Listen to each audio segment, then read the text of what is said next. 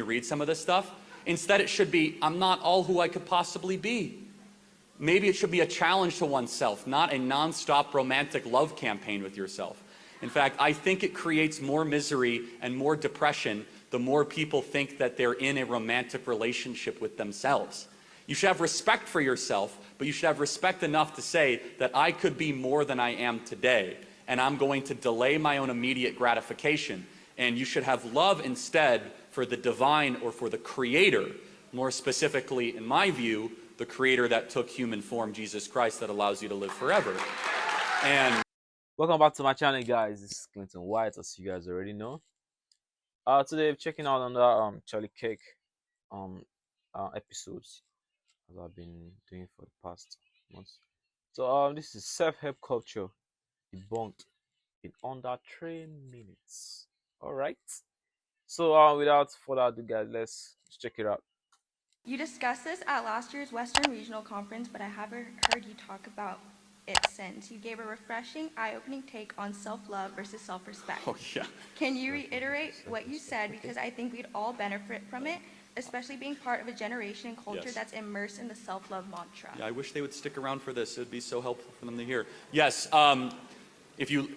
the fascination with loving yourself is Gnostic narcissism. You should have respect for yourself, not love for yourself. You should have love for your God and love for your wife. This idea, I read these self-help, phrases sometimes where they say, my imperfections make me perfect. Like, that's the silliest. I mean, so if you actually go through Pinterest and you read some of this stuff, instead it should be, I'm not all who I could possibly be. Yeah, maybe it should be a challenge to oneself, not a non-stop romantic love campaign with yourself. In fact, I think it creates more misery and more depression the more people think that they're in a romantic relationship with themselves. You should have respect for yourself, but you should have respect enough to say that I could be more than I am today, and I'm going to delay my own immediate gratification. And you should have love instead for the divine or for the creator, more specifically, in my view, the creator that took human form, Jesus Christ, that allows you to live forever. And so there are, let me be clear, there's a lot of good people that are into the self-help, self-love thing. I hope it works for you. I have seen it do great damage to a lot of young people. I'm going to tell you why. When I was in 7th grade, I saw a sign that was posted all throughout our school, and it said, "You are perfect the way you are." And I asked my teacher, then I said, then why am I in school? Why would you go to school if you were the perfect the way you are? Instead, it should be, you have great potential. It's a much, much better message to tell a young person.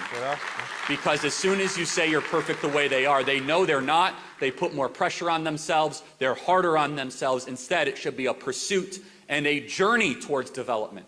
That I am not there, but I'm going to keep on trying to either lose weight or improve my diet, stop lying, get better friends, find faith, and then maybe I can be a better version of myself. The West was built on that. The West was not built by a bunch of people on the Mayflower Compact saying I'm in deep love with myself.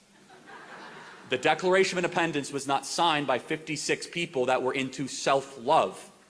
It was signed by people who loved the Lord, loved their family, and loved their country. I encourage you to do the same. God bless you guys. Thank you for having me here tonight. Thank you. Like, as I say, like, people that's like, I'm perfect. My imperfections, what make me perfect? Nah, man, that's really like some weird narcissist thing to say. So yeah, guys, like self-love can like result in a lot of stuff. Result in a lot of stuff like maybe like teen relations, like depressions and hatred for a particular person, hatred for a particular self. So yeah, guys, self-love, like people talk about self-love all the time. Mostly like I actually noticed that people that are actually base their speeches on like self-love, people that practice this self-love this self-love type of stuff, they are usually like people that are not really doing well in life. They have like dark side of them that probably they don't want to expose, or like stuff bothering them internally, which is like not good for them. They are like passing through a lot of things. This whole sellout thing has a very, very, very dark side. So like, like more recent year, like people have always been celebrating self love as like part with like happiness, stuff like fulfillment and all that kind of stuff. Meanwhile, first of all, people actually encourage like people that actually talk about this fellow. So like people practice prioritizing their own needs, like embracing imperfections and practicing self care and all that stuff. So like there's actually like a point where stuff like that can be very, very bad, like very, very bad. Stuff like that are actually very bad to the society. So it can like lead to a distorted self view, an inflated sense of entitlement.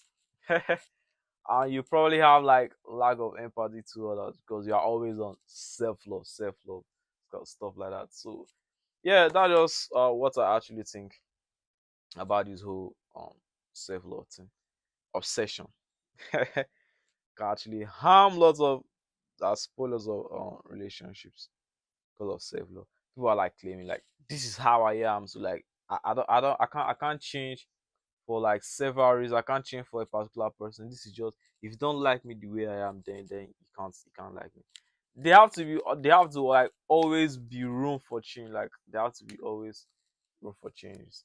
Yeah, so let me know what you guys think about this whole stuff down in the comment section. Don't forget to like this video, share, subscribe, and I'll see you guys in the next one.